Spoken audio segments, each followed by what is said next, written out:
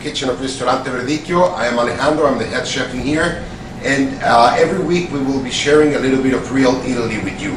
We will be sharing some great tips, great techniques that will walk you through your kitchen, and we will share it from our kitchen to yours. Every week we will be picking one ingredient. This week we will be talking about basil. We just stepped out of the kitchen of Verdicchio to show you how to pick basil. Then we're going to be doing a basil recipe, a traditional Ligurian basil pesto. First of all, let's talk about basil. Basil was originated in Northern Africa, however it was first domesticated in India. Then it traveled all over the world. There are different kinds of basil.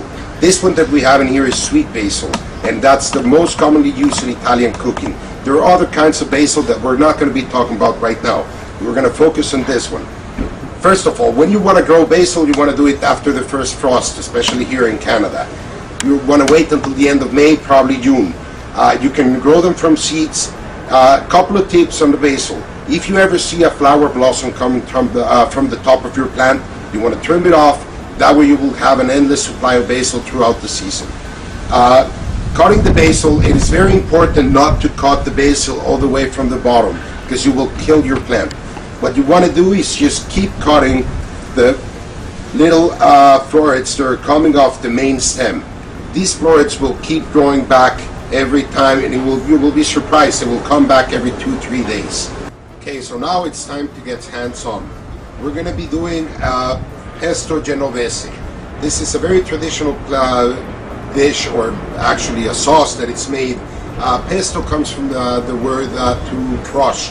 So the recipe is mainly crushing all the ingredients. Ingredients are sweet basil, a very good extra virgin olive oil. We have this at Verdicchio. Check our website.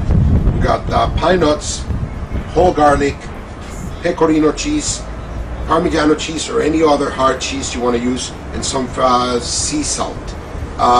What we're going to do is we're going to add a little bit of the basil leaves, some pine nuts, and garlic. We're going to start crushing them on the mortar until we get a nice paste.